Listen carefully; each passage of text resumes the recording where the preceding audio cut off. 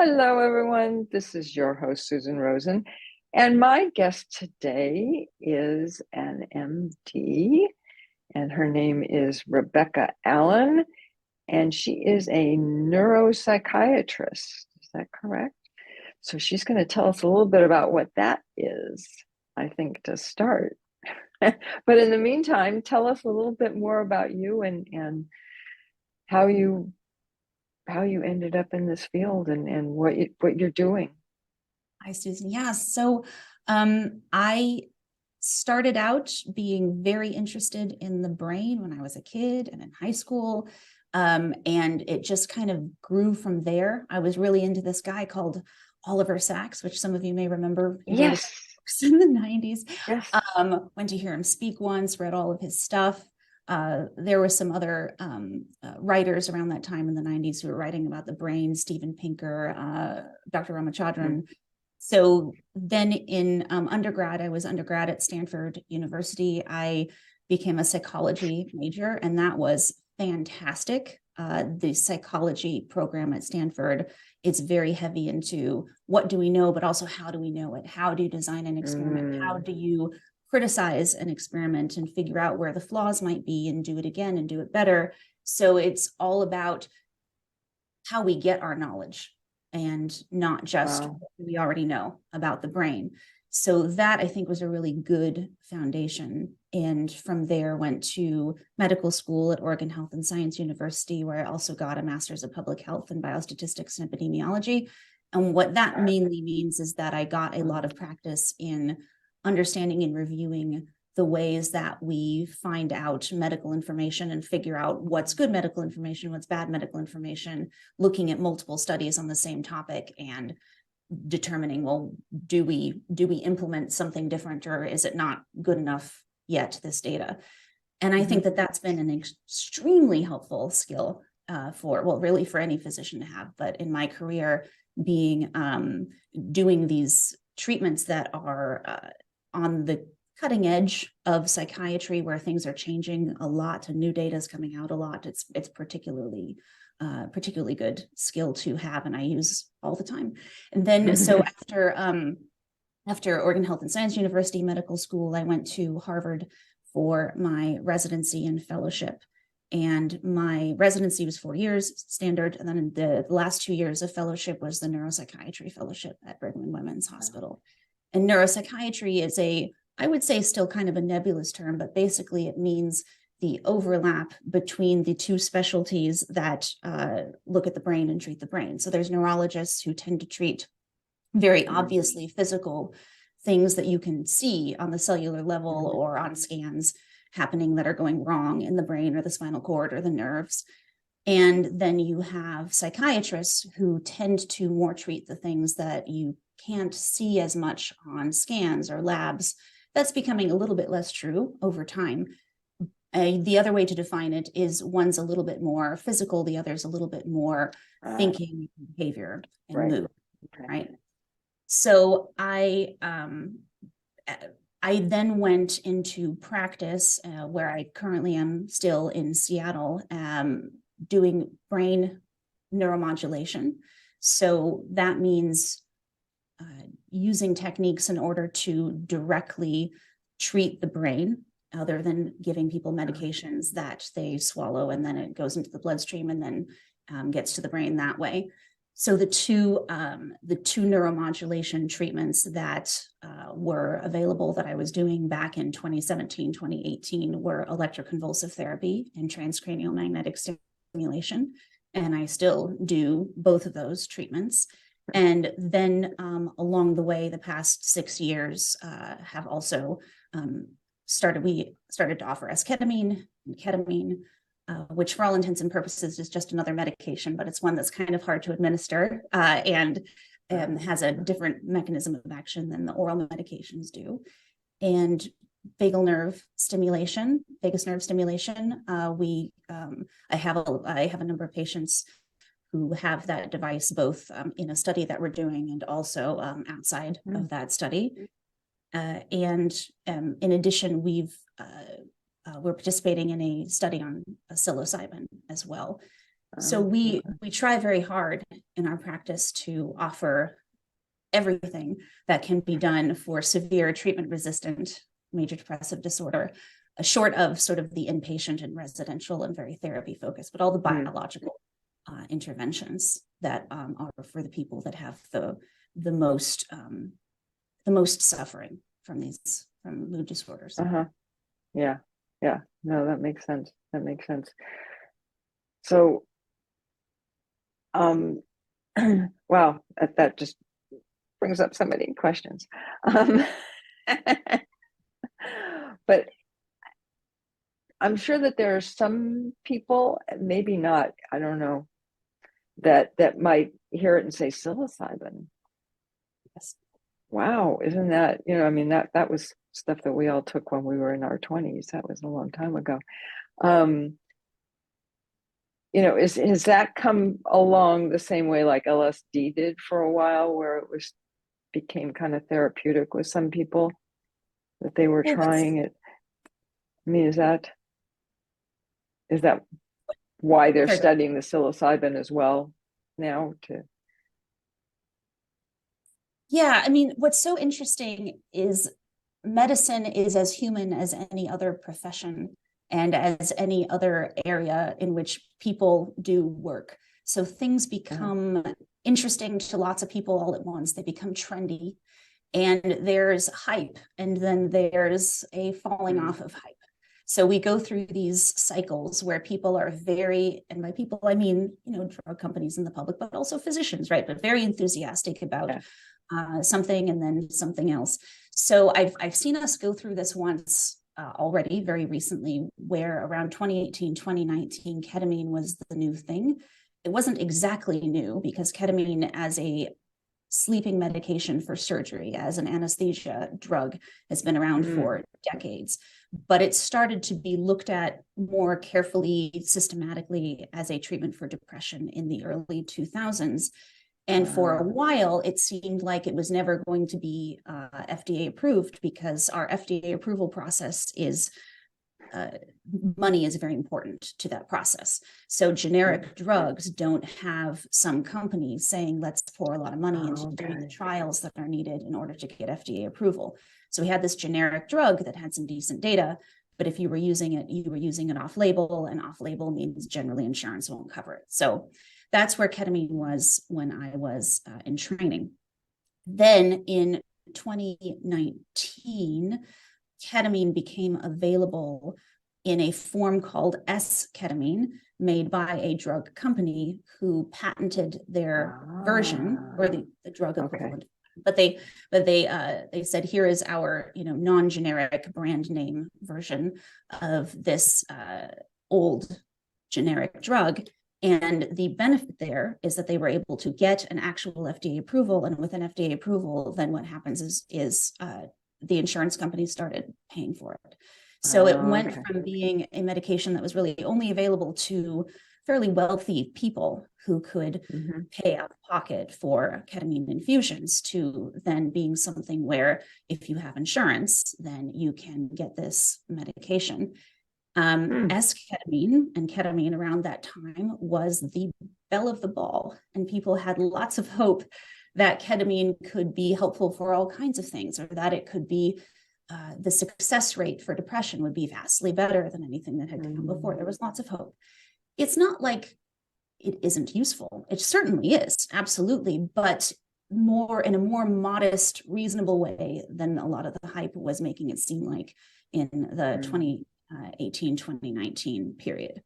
And now we're going through this again. And by the way, I still offer ketamine and S-ketamine. It's life-saving, wonderful medication that really can help some people. Not everyone. Just right? not everyone. That's the that's the difference. Yeah. That's the difference, right? So having kind of getting through the hype and predicting what the reality is going to be is sometimes kind of difficult when you're in the wave of enthusiasm. And right now we're in a wave of enthusiasm about psychedelics in general, not just psilocybin, but also other psychedelics out there. So conferences that physicians are going to these days, psychedelics is a really popular topic. And psychedelics are getting more publications these days because it's a hot topic. Psychedelics are appearing more in the newspapers and the magazines. And what's happening on the end where I'm involved is that there are drug companies who are doing the kinds of trials that need to be done in order to get an FDA approval. Okay. The politics aside, because of course people always try to alter science to suit their own perspectives on the world. Politics aside, generally speaking, the FDA does quite a good job in reviewing data and figuring out whether something is at least safe. Well, that's good to hear. Yes, efficacy. They also do that too. I think sometimes they get enthusiastic about something, but generally speaking, I think our system with the FDA approval of drugs works pretty well to protect people. And what happens also from a financial perspective, as I said with ketamine, is if you get something FDA approved, then hopefully what should happen, doesn't always, it depends a lot on Medicare, but what should happen is then drug companies will pay for it for people to get it. Sorry, not drug companies, insurance companies will pay for people to get it. Okay, right. So if this process happens with psilocybin, if the study that I'm participating in has positive results showing that psilocybin, which we expect it to, but showing that psilocybin will have a lot of benefit for people with severe treatment-resistant depression, then going through the drug trial process and the FDA process improves access at the end. So where we're at now is a wave of enthusiasm about psilocybin. What some states are trying to do, including mine, is kind of jump the gun and legalize. And while the thought on the surface is, oh, that will improve access, the reality, I think, is actually the opposite.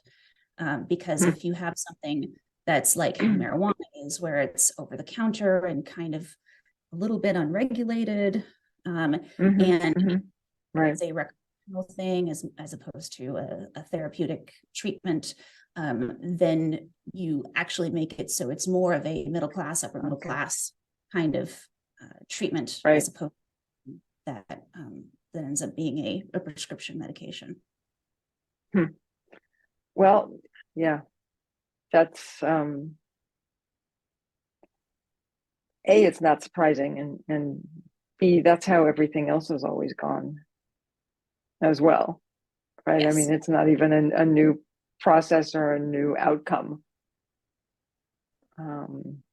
Yes. That, if you get this, then these people can take it, and if you get this, everybody else can take it, and it still ends up being financially based. Everything's financially based. Unfortunately, yes. And I really wish that weren't true. And when I speak with patients, I like to talk in two worlds. In an ideal world where finances has nothing to do with anything, here are the treatments that could be considered, that have evidence behind them, that have had studies. In our reality, I want to make sure that here are the things that are most likely are going to be paid for by your insurance. And I hate doing that, but it is actually important, because you don't want to get somebody really excited about something and then they realize it's not insurance covered. You want to make sure that people are able to take that into account when they're thinking about all of their options and considering what they want to do. Oh no, I totally agree. And there's a lot of people who don't even have insurance. True. So yes, that's and you've got a whole nother group with that. So not only are they not going to get this drug, they're not going to get a lot of other things either. So it's it's an issue. It's an issue here, and has been. This is not new. So unfortunately, yes. Okay, we won't go down that rabbit hole. Sometimes it seems the medical has nothing but issues, but I promise that there are actual good things that happen in medicine where people get treatments and they get well. It does happen. Oh no, I agree. I agree. Absolutely agree. And, and sometimes people can wiggle their way into getting some insurance, and sometimes the state or whoever it is will help. But, it's just not, it's the United States, things aren't always equal. But anyways, much as they like to think it is. Okay, let's not go down that rabbit hole, as I said. Which rabbit hole would you like to go down? Okay, yes. So how about also some of your other work, that you're doing, that you're excited about, what's kind of cutting edge, not cutting edge. I mean, there's always things that have been around for a long time and now everybody's figured out something else that it helps with or something. I mean, there's, Yes, 100%. Well, so the three treatments that I provide that are considered neuromodulation directly, so not drugs, but directly stimulating the nervous system, are electroconvulsive therapy, which has been around for decades. And it is the treatment that people sometimes refer to as electroshock, which is not a correct term. That's when studies are being done with animals. It's electroshock because you're not actually trying to treat them when you do animal experiments. That's not the goal. When it's with humans, it's therapy, electroconvulsive therapy, because the goal is to treat them. With that, the success rate for depression, for bipolar disorder, for catatonia, even a little bit less, but still compelling for schizophrenia, for psychotic disorders, is so high that we can't not do it. I mean, electroconvulsive therapy is so effective that that is the reason we keep doing it, despite portrayals in the media that are quite negative, despite lots of financial and other system pressures that make it hard to provide this treatment, despite Scientologists and publicity about psychiatry in general, but particularly electroconvulsive therapy. Believe me, we would have no reason whatsoever to offer this treatment if it didn't work really well. That is the only reason to offer electroconvulsive therapy. And it does. It has downsides, right? So there are grains of truth in the kinds of negative statements and fears that are out there.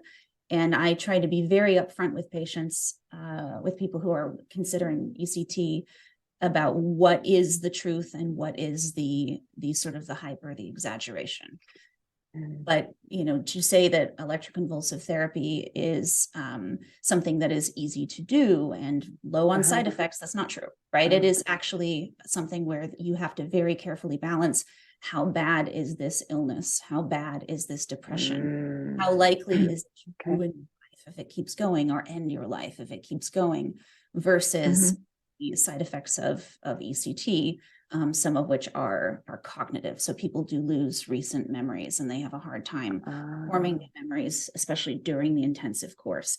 Their ability to form new memories gets back to normal a few months after ECT. But during that period of time, and losing some memories from a few months or 6 months before the ECT course, that is it's understandably disturbing, and it should be. You have to weigh that against the benefit, right? And the benefit of ECT is for people with severe treatment-resistant depression who failed multiple medications, been sick for a while, so bad that they're not going to work or that they're feeling like they want to die every day. ECT works in 8 out of 10 of those people, right, who are from depression. So that is why we do it. That is why our patients do it, and then are really glad that they did, because they feel a lot better. So that's ECT. And I could talk about that for hours, all the details, how it works, that kind of thing. But then moving on to the other two, transcranial magnetic stimulation. It's also brain stimulation, but the only thing it has in common with ECT is that you're stimulating the brain and you're trying to treat a mental illness. Absolutely everything else is different. So ECT, electroconvulsive therapy, is done in a hospital. It's done under anesthesia. There's cognitive side effects. TMS, transcranial magnetic stimulation, is done in an office. You're awake, sitting in a chair. it's not stimulating the whole brain. It's like ECT is, it's stimulating only a very, very small part of the brain. Okay. Where the magnetic field is strong. So what we're doing with transcranial magnetic stimulation with TMS is we're taking tightly wound coils of electrical wire and pulsing electricity through the coil. So that creates a magnetic field. So Faraday's law, you have a fluctuating electrical current that creates a fluctuating magnetic field. And so we put the coil on your head so that the magnetic field is going down into your brain. And it doesn't, magnetic fields are infinite, but they decrease with strength really fast with distance. So the part of the magnetic field that's actually strong enough to do anything to stimulate the brain really only stimulates about the size of a quarter on the surface of the brain. Oh, interesting.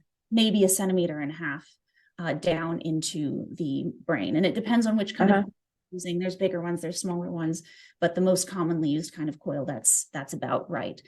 So TMS, I like to tell patients, TMS is a tool. It's been used for research to understand how the brain works, to understand how nerves work. It's been around since the 80s. What you do with the tool makes it a treatment or not a treatment. So when we say we use TMS for depression, or we use TMS for compulsive disorder, or we use TMS off-label, but for headaches or pain conditions, we're doing different things with it. So we're taking this coil, and we might be using a different coil, but we take coil and we put it on different parts of the head, and we send the pulses through the coil with different patterns at different rates. So for depression, we put the coil over the left dorsolateral prefrontal cortex, which is sort of the upper forehead on the left. And we send the pulses through the coil quickly at 10 hertz, 10 pulses per second. And that location and that pattern of stimulation is boosting the area of the brain underneath the coil by making it more active. And that is a particular part of the brain that's been seen over and over again in many studies on groups of people with depression versus groups of people who don't have depression. What are the differences we can see in imaging or brain waves between the two groups? We see that this part of the brain tends to be, the left dorsolateral prefrontal cortex tends to be not as active. And this is one among many different abnormalities in the two groups, but it's a part of the brain that we can reach easily because it's pretty close to the surface. So, and when we stimulate that part of the brain and make it more active, it has a secondary effect on other parts of the brain that are connected. So you have this motion regulation circuit in the brain, and by strengthening this part of the circuit in the front, you will change the firing of other parts of the circuit and make it a little bit more similar to a brain that is not depressed, to the functioning of that same circuit in a brain that doesn't. That's the ECT, as I said, electroconvulsive therapy works in about 8 out of 10 people with severe treatment-resistant depression.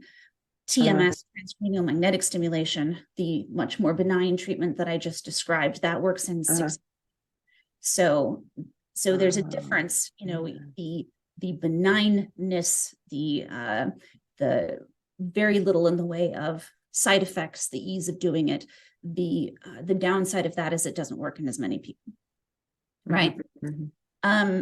TMS tends to be considered a little bit more in people who are not quite as ill as people who are considering ECT. That makes sense. Yeah. And then vagal nerve stimulation, vagus nerve stimulation, VNS, is when psychiatrists and neurologists are talking about it, we are generally referring to an implanted device where there is a battery pack that is in the chest, just below the collarbone. So if you pinch sort of your skin right under the collarbone, you can feel that there's some sort of looser flesh, and then under that there's muscle. So the battery pack gets implanted between those layers. So it's it's on top of the muscle, but under some skin and soft tissue. And the battery pack is connected to a wire that is threaded up to your neck, and in your neck, sort of down a little ways between some of the muscles of your neck, the vagus nerve runs, and the ends of the wire are wrapped around the vagus nerve.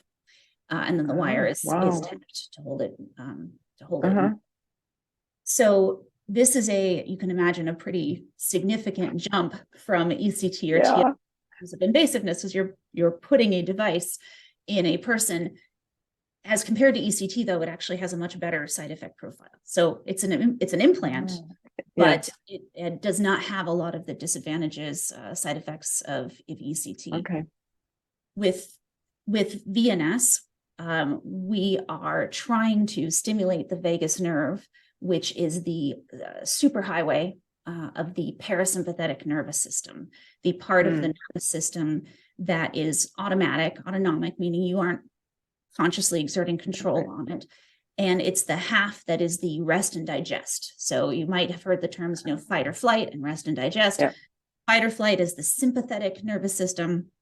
Rest and digest is the parasympathetic. And we're trying to stimulate the nerve in the direction going from the body to the brain. We're not trying to stimulate it going down, because that, would slow the heart rate and affect, function of the gut and all of that. That's what the vagus nerve does. Your body.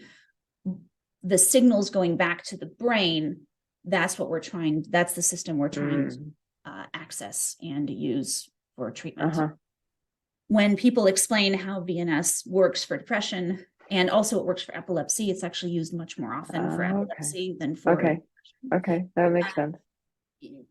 It has this sort of cascading effect where the nerve sends signals to one part of the brain, which then affects another part of the brain, and then another part. And in the end, you've got pretty much all the parts of the brain that are involved in emotion regulation in general. So you can't point to one and say, well, that's where VNS works, because it's kind of all of them. But it's a calming effect is how I would think about it, as in the most simple way. Okay. Yeah. It takes the edge off. A little bit. Yeah. And that, of course, is a more obvious, why would you want to do that for epilepsy? Well, because, sort of hyperactive cells is why people have seizures. For depression, why that works, I think, is just a little bit less clear, but we're also just used to that in depression in general.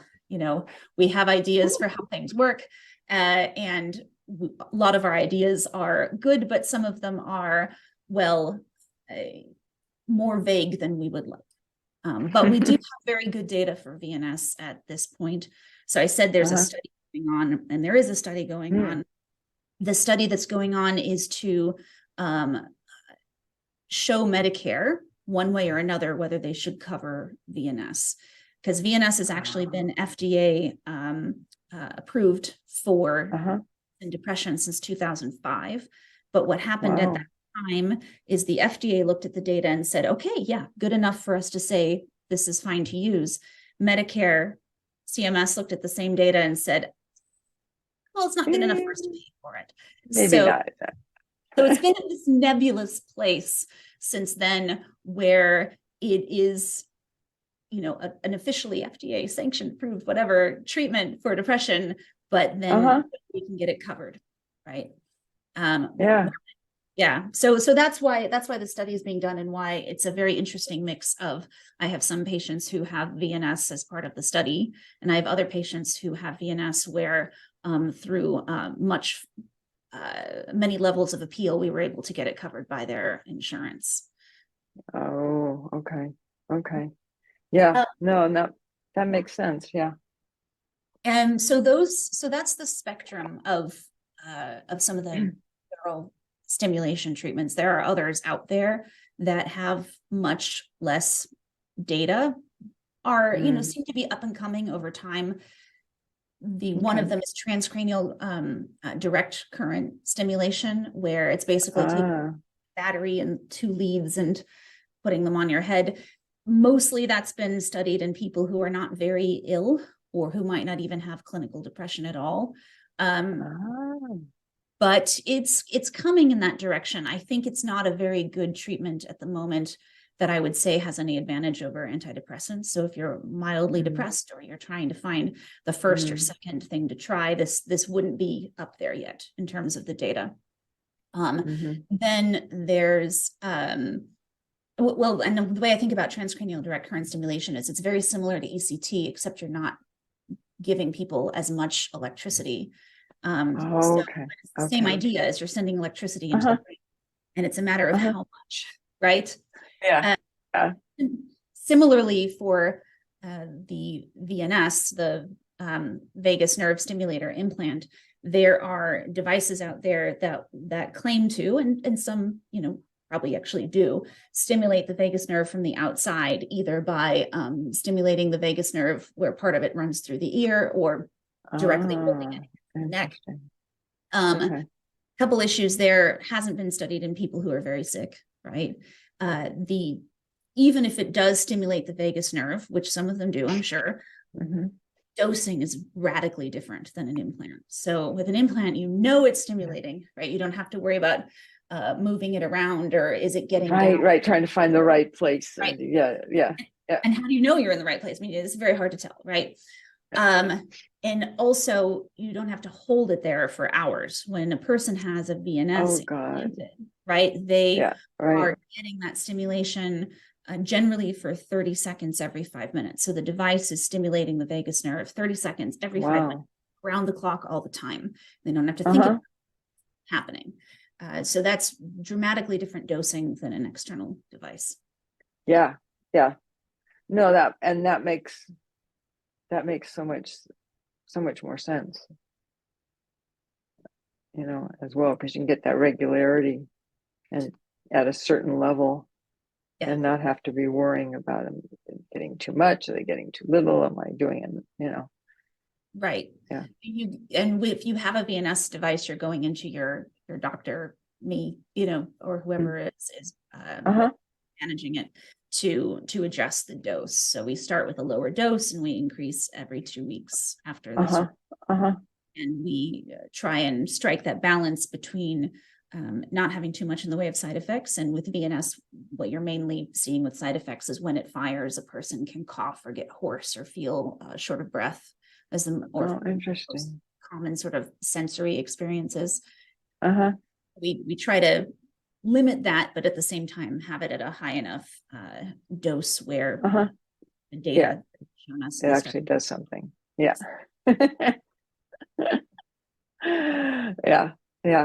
It's that's excuse me, that's so interesting. It's like some things in life don't change, right?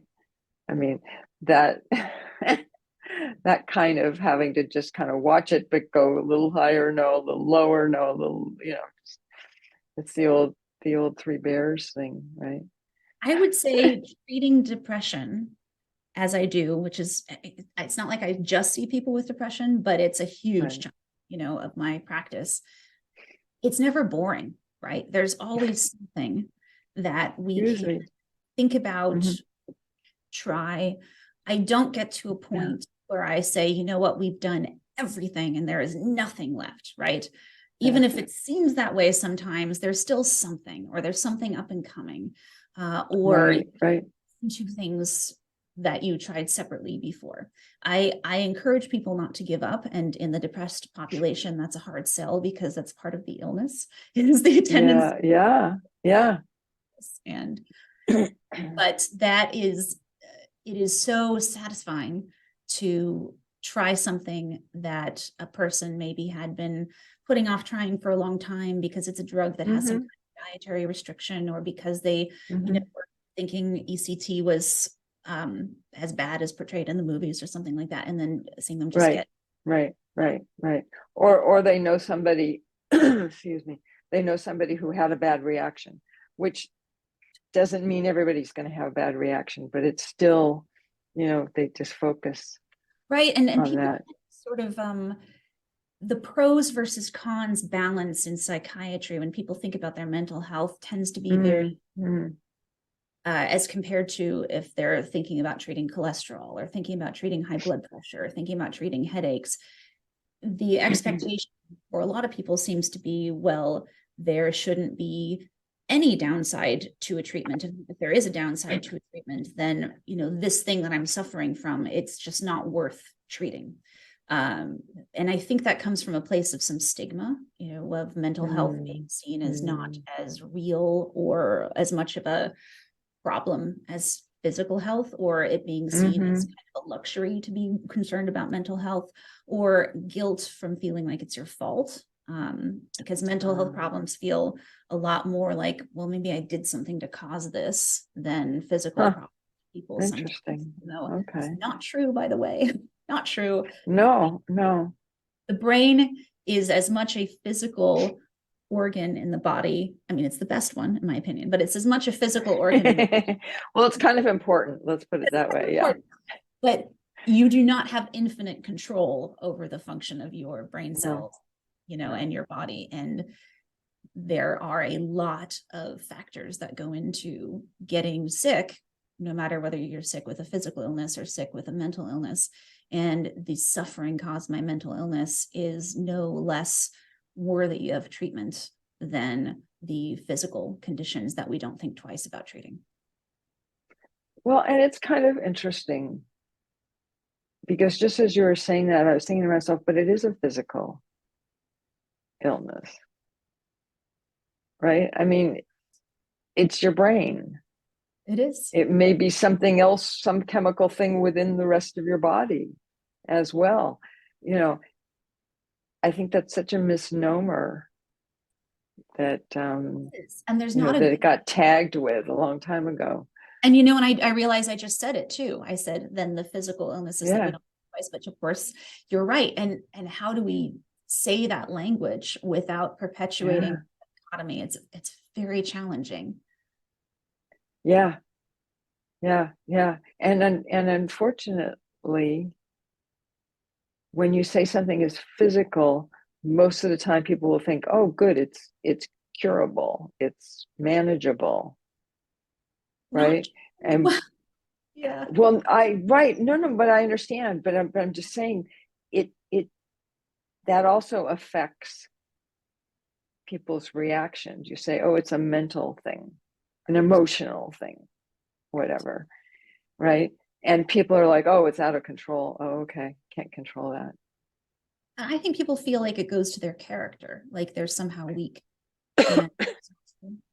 Or it goes to whether it's their fault, a similar idea. People are very attracted to, there are conditions out there that are kind of nebulously defined that have very large communities of people who believe that they cause lots of symptoms of mental illness, but don't have any particular treatments that help. There is a temptation to want to ascribe all mental health symptoms to one sort of nebulous physical conditions, even though it doesn't necessarily lead to better treatment options or better outcomes, because it feels more like it's not a person's fault. This is something that happened to me. This is not something I did to myself. And I find that very sad because I don't think about mental illness as something anyone would ever intentionally do to themselves, right? No. Of course not. Right. Yeah. No, absolutely. Yeah. And it's and it has a stigma. It has a stigma to it. Absolutely. And it's a killer, right? I mean, people do die of mental illness. And I'm sure. Sometimes at their own hands. Right. Sometimes directly, sometimes indirectly, right? People with chronic psychosis die very often of conditions that they don't treat or can't treat because they are not with it enough to be taking care of their physical health. And also die of those illnesses, those physical illnesses becoming worse because of the treatments they have to take for their psychosis. Right. So most antipsychotics will worsen cardiovascular conditions, increase the risk of diabetes, that kind of thing. So in the depression world, we worry about that a little bit less because the drugs are for depression and bipolar disorder are actually not in the same category mostly as the antipsychotics. But with poor self-care, with inactivity, being in bed a lot, nutrition issues, it really does wear on a person's body.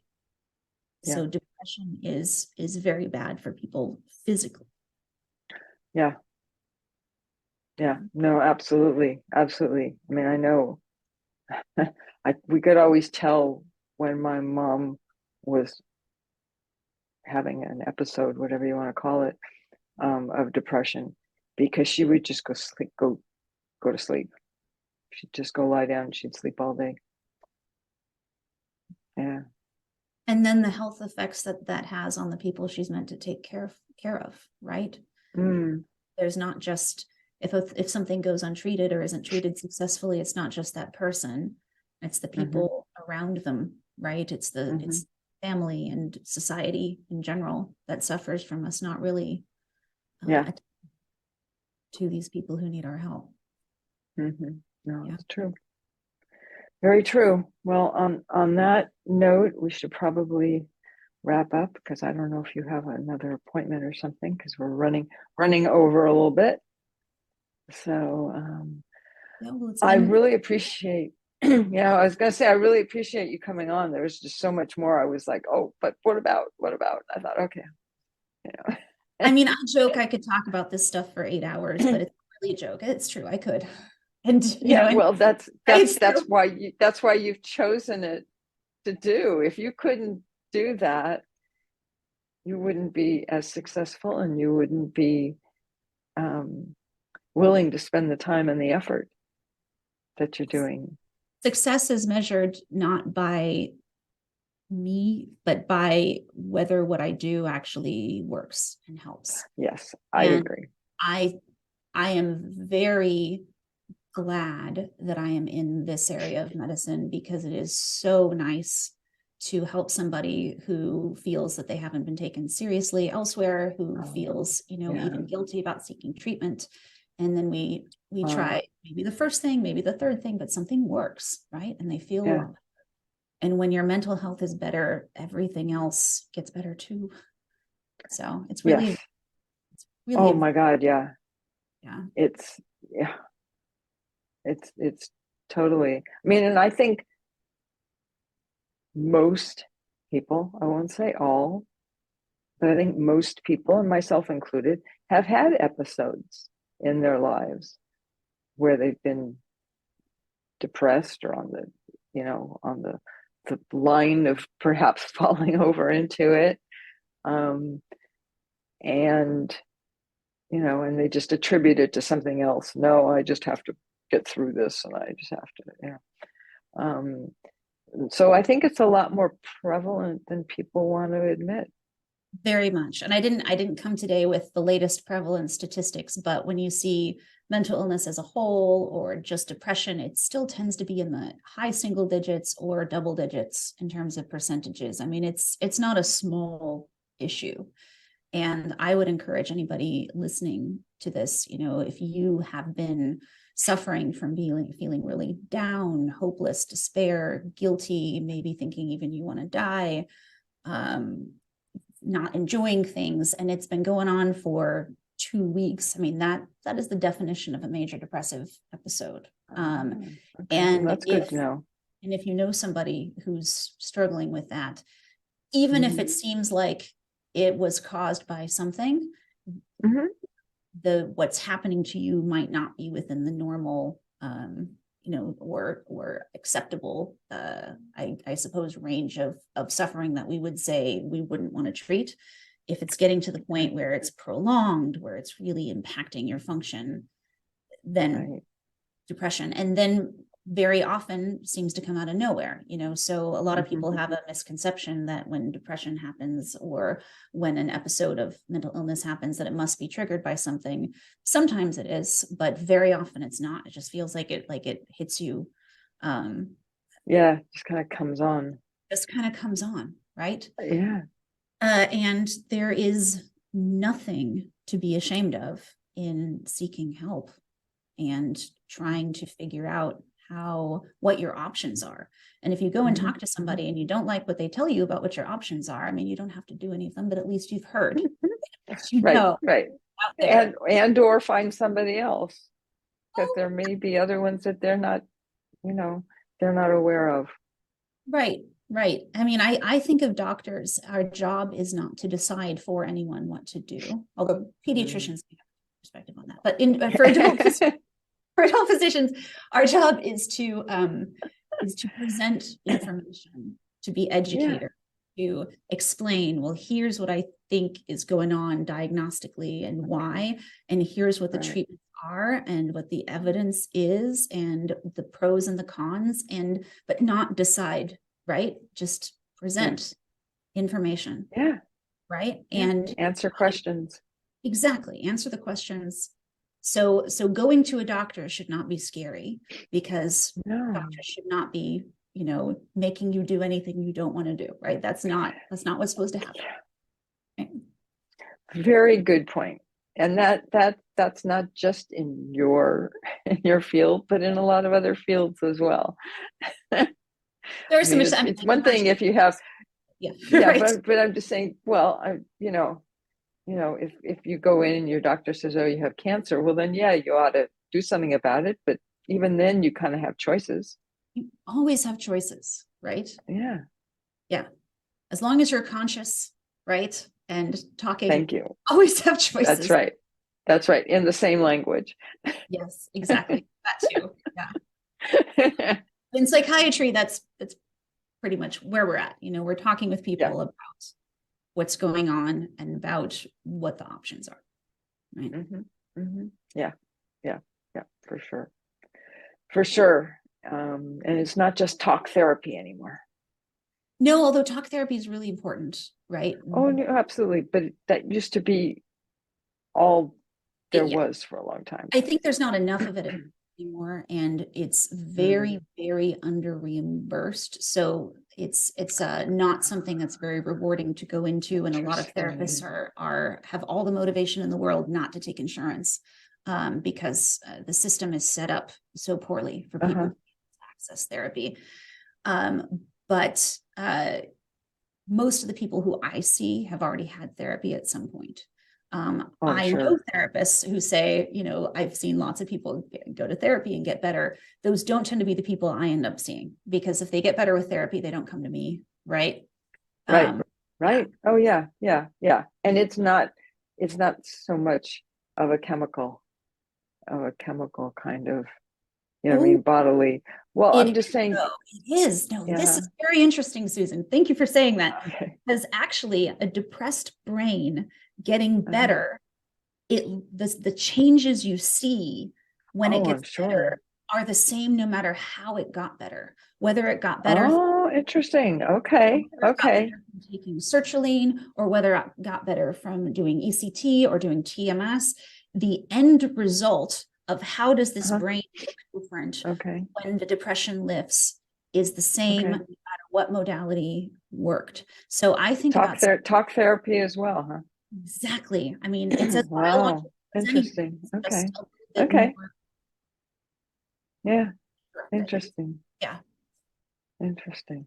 And we do have practice as well. We have two who do ketamine assisted psychotherapy, and the goal there is to get somebody's brain into a little bit of a different, more open state, so they can talk through things that are harder to talk through things. They might have some defenses.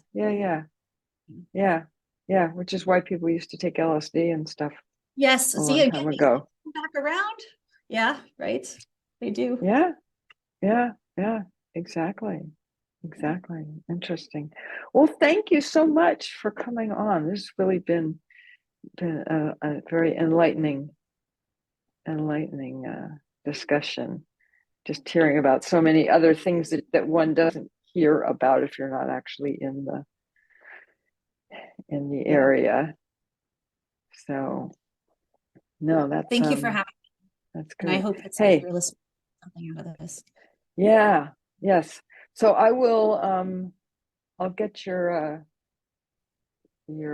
website and all that kind of information, and put it in the show notes. So if people want to contact you for more information, and or to find somebody in the area that they're in, Yeah, my You know, practice is Seattle Neuropsychiatric Treatment Center, so seattleandtc.com. okay, And great. we have Yep, I see it there. all over the Seattle metro area. So Uh-huh. Bellingham down to Tacoma. But I'm also, happy to have people ask questions, or our website also has some Hmm. of these information about some of these Okay, treatments too. great. Yeah. Good, All good. right. Okay, well, thank you. I am going to say what I usually say, which is sort of kind of applicable, but not applicable. Just that this is not to be seen as medical advice. And it's not necessarily that neither of us are doctors, because that's not true. But all of that being said, if you are having problems, reach out to people and talk to people, and don't just take whatever we say here and then try and do it for yourself. Go Right. get This some is help. not personalized medical advice. Yeah. Exactly. Thank you. That's good. I like that. And with that, I will say I will see everybody next week.